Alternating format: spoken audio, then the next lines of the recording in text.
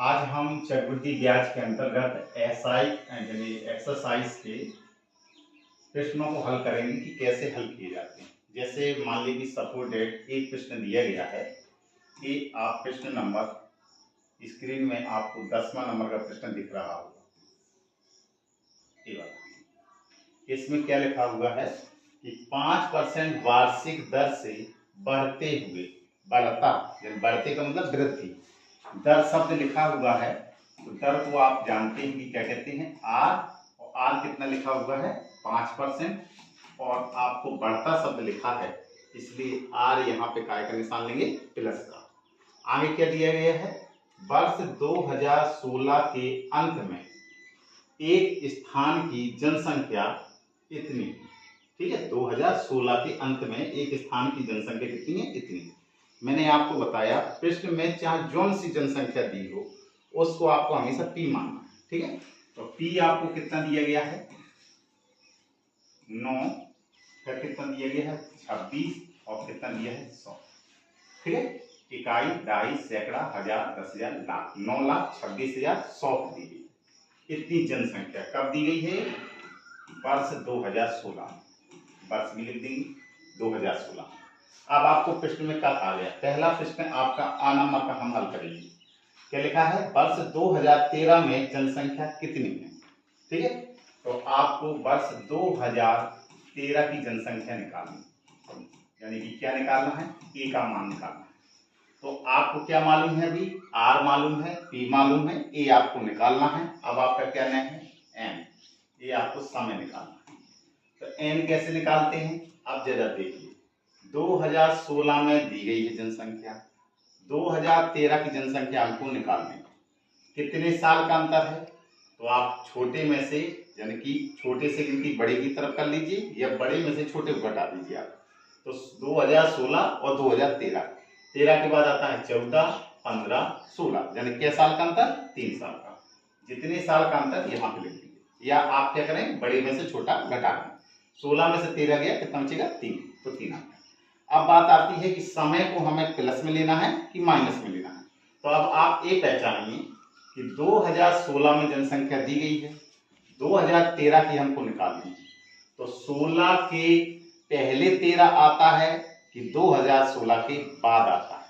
तो आप समझ गए होंगे कि 16 के पहले 15, 15 के पहले 14 और 14 के पहले 13। इसका मतलब पहले, जब पहले शब्द लिखा हो तो आप तुरंत समझ जाते हैं कि समय को हमें क्या लेना है माइनस, यानी कि आपको इतने वर्ष पूर्व की निकालनी है।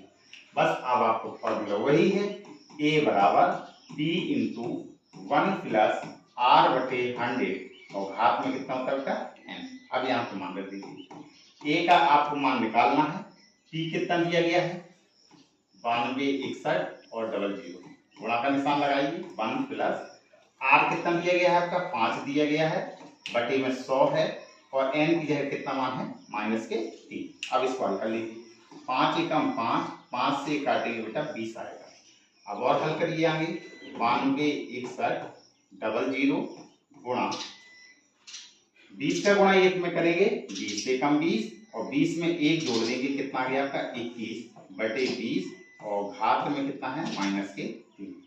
अब मैंने आपको बताया कभी भी बेटा माइनस का निशान घात में लिखा हो तो आपको प्लस में बनाने के लिए क्या करना है इसको उल्टा करके लिख देना है। इसका मतलब है 20 ऊपर चला गया और 21 नीचे आ गया और ये घात काय में बन जाएगी प्लस में। अब इसको हल कर लीजिए ए 92, 61 होगा और 00। अब एक घन लिखा है यानी 20 का घन, और घन कैसे करते हो कोई किसी भी संख्या का, यहाँ पे देखिए जैसे आपका लिखा 4 का हमें घन निकालना है, इसका मतलब है 4 को आपको 3 बार गुणा करवाना। तो कितना हो गया 4 चौके 16, 16 चौके 64, यही घन। तो इसी प्रकार से इस प्रश्न में क्या लिखा है 20 पे घात 3 और बटे 21, यानी 20 बटे 21 पे घात 3 लिखा है। इसका मतलब है 20 को 3 बार गुणा में लिख दीजिए, फिर 21 को भी 3 बार गुणा में लिख दीजिए। आप इनकी गुणा करा दीजिए, ये कितना आएगा आपका 2 दूना 4, 4 दूनी 8, क्या जीरो है 1, 2, 3, तो 3 जीरो बढ़ा दीजिए बटे 21 का गुणा 21 में करेंगे 441 आएगा, और 441 का गुणा 21 में करेंगे तो यही आएगा 9261। क्लियर?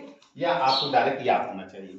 तो इसका मतलब 20 का घन कितना आया आपका 8000, और 21 का घन कितना आया है 9261। अब इसको बेटा काट दीजिए, 9261 से 9261 डायरेक्ट कट गया, कै बार गया है 100 बार। अब 100 का गुणा 8000 में कर दीजिए, यहाँ जगह नहीं है, यहाँ मैं बता देता हूँ। तो कितना आया ये ए बराबर 8000 तो पहले से था, लेकिन इसमें कितने का गुणा होना है 100 का, इसका मतलब है 2 जीरो और बढ़ा दीजिए। बस कितनी बेटा जनसंख्या आपकी होगी, ये कब होगी वर्ष 2013। तो ऐसे आप प्रश्नों को हल कर सकते हैं। ठीक है, इसी टाइप से इसका 12 नंबर का प्रश्न है, का कहा गया है 2018 में जनसंख्या कितनी होगी। आपका क्या होगा, आर यही रहेगा, टी आपका यही रहेगा। अब आपका ए 2018 के अनुसार निकालना है।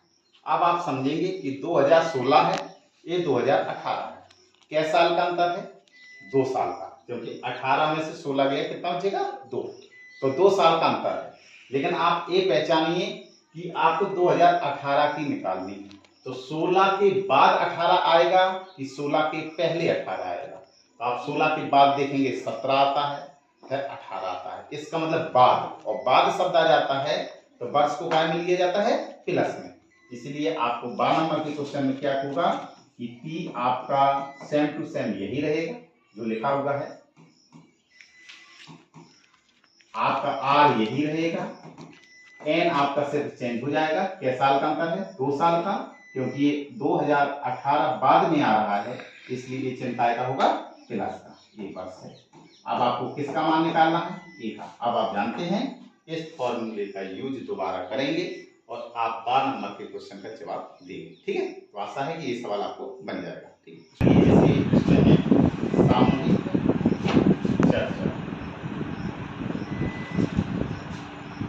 सामूहिक चर्चा में देखेंगे आप छोटे छोटे से प्रश्न हैं। क्या लिखा है 3 सही 1/2 वर्ष में कितनी तिमाहियां होंगी। तो आपको मैंने बताया कभी भी तिमाही वाला प्रश्न है तो आप कैसे हल करते हैं। अगर तिमाही है तो समय के लिए क्या करते हैं आप 4 का गुणा करते थे, और अगर आपकी दर है तो 4 का भाग करते थे। ठीक है, तो जैसे एक प्रश्न है आपसे पूछा गया कि कितनी तिमाही है, तो तिमाही निकालना है आपको, तो क्या करना है 1/2 तिमाही। तो इसको पहले वर्ष के रूप में सही से हल कर लीजिए। 2 की 6, 6 और 1 7, 7/2 ये अभी आपका वर्ष में। तो मैंने आपको बताया जब भी तिमाही में चेंज करना है तो कितने का गुणा करना है आपको 4। तो 2 2 दूनी 4, 2 7 14, यदि 14 तिमाही, कितनी तिमाही होंगी 14 तिमाही। ठीक है, आप सीधी सी बात ए है, अगर आप मोटे तौर से सीखें तो मोटे तौर से ए है ये 3 साल पूरे हैं, 3 साल पूरे हैं। 1 साल में कितनी तिमाही होती हैं 4, क्योंकि 3 महीना के कितने जोड़े होते हैं 4, तो 1 साल में 4, फिर 3 साल दिए गए, तो 3 चौके 12, 4 3 12, 12 तो महीने ये हो गई तिमाही की। और ये लिखा है 1/2, 1/2 का मतलब आधी साल, आधी साल में 3 महीना कितने जोड़े हैं 2, तो 12 बे और 2 जी कितने हो गए 14, इसलिए 14। क्लियर, तो आप मोटे तौर से भी इनको सोच के लगा सकते हैं, लेकिन लगाने का तरीका यही है कि जब कभी भी तिमाही कहे तो मैंने आपको बताया समय के लिए कैसे करते हैं 4 का गुणा करते हैं, और आपको अगर तिमाही में दर निकालनी है तो 4 का भाग करते हैं। यही अगर अर्धवार्षिक में होता तो समय के लिए क्या करते हैं 2 का गुणा करते हैं और दर के लिए 2 में भाग करते हैं। ठीक है, अब दूसरे प्रश्न में क्या लिखा है 5 अर्धवर्ष। अर्धवर्ष का मतलब होता है बेटा 6 माह। अर्धवर्ष का मतलब क्या है 6 माह। ये आपसे ये कहना चाहता है कि 5-6 माह हैं, तो बताओ कितने वर्ष के बराबर है, कितने साल के बराबर है। 5-6 माह का मतलब क्या है, 1 साल में कितनी 6 माह 2। ठीक है, 1 साल में 2 जी 5 है, तो इसका मतलब 2 1 साल में, फिर 2 1 साल में, तो कितने हो गए 2 साल तो पूरा होगा, और 1 6 माह और बचेगी, इसका मतलब कितने हो गए 2.5 वर्ष। कितने वर्ष हो गए 2.5 वर्ष। अगर आपको वर्ष में निकालना है, जन समय को अगर वर्ष में निकालना है तो बस क्या करेंगे 5 होगा, अर्धवार्षिक का मतलब कितने का भाग करना है, 2। मैंने आपको बताया था 6 माह में कितने का भाग किया जाता है, 2। तो ये क्या है, 5 अर्धवर्ष। 5 अर्धवर्ष का मतलब यही है 5/2, ठीक है। तो इतने हो गए ये वर्ष। इसको आप और हल कर सकते हैं, तो 2 का भाग करिए, 2 एकम 2 दूना 4, एक शेष बचेगा, जो शेष बचे ऊपर लिख दीजिए, बटे में 2, इतने वर्ष हुए, ठीक है। अब एक प्रश्न दिया गया है तीसरे नंबर का, क्या लिखा है, a बराबर p इंटू 1 प्लस r/100 की घात में n में r बताइए वृद्धि की दर है या घटने की दर। मैंने आपको बताया अगर r प्लस का है तो आप समझ जाइए कि ये वृद्धि को बता रहा है, यानी वृद्धि दर को बता रहा है। अगर बेटा r माइनस को रिप्रेजेंट कर रहा है तो इसका मतलब ये क्या करता है, वृद्धि को ना बता के किसको बताता है, कमी या ह्रास को या अवमूल्यन को। तो आपको इस प्रश्न में जो r है काय का निशान लगा हुआ है, प्लस का, तो आपका ये कितनी की दर को बताएगा, वृद्धि की दर को। तो ये जो r है वो किसको बता रहा है, वृद्धि की दर, ना कि घटने की दर, ठीक है। अब एक प्रश्न दिया गया है 18% वार्षिक ब्याज की दर को तिमाही ब्याज की प्रतिशत दर में रूपांतरण कीजिए। यानी कि तिमाही में आपको आर निकालनी है। तो तिमाही आर निकालने के लिए आप क्या करते हैं, जो दी गई दर है उस दर में कितने का भाग करते हैं, 4। दी गई दर में कितने का भाग करते हैं, 4। तो 4 का भाग कर दीजिए आप, 2 नम्मा 18 और 2 दूनी 4, तो कितना होगा 9/2।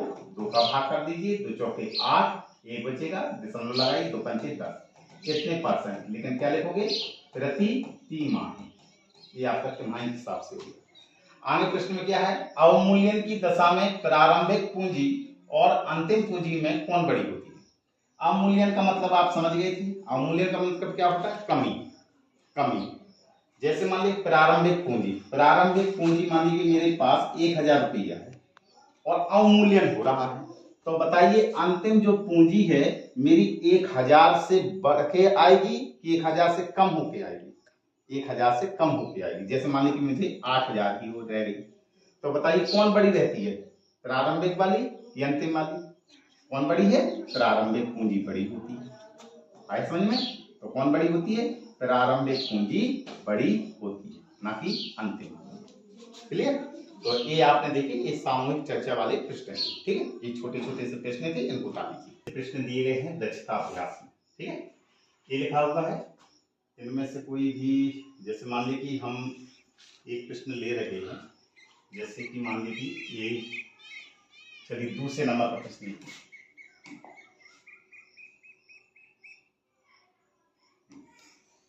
जैसे दूसरे नंबर का प्रश्न है, क्या लिखा है, किसी नगर की वर्तमान जनसंख्या। तो वर्तमान जनसंख्या को हम क्या कहते हैं, वर्तमान जनसंख्या, इसको मैंने आपको बताया था पी मानना होता है। तो पी कितना दिया गया है आपको, 10, 1 2 3 4 5, 5 जीरो है, 1 2 3 4 5, इकाई, दहाई, सैकड़ा, हजार, 10,000, लाख, 1 लाख, ठीक है। ये जनसंख्या दी गई है।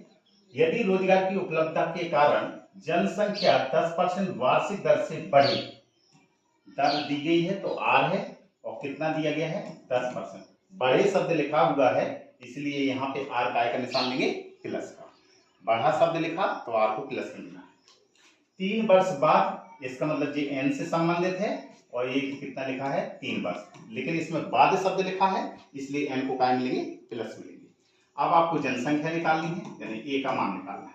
अब बहुत ही सिंपल सवाल है, आप जानते हैं यही सूत्र का इस्तेमाल करते हैं, ए बराबर पी इंटू 1 प्लस r/100 और घात में n। ये आपके लिए है सवाल, ये इसको हल कर लीजिए, ठीक है। आगे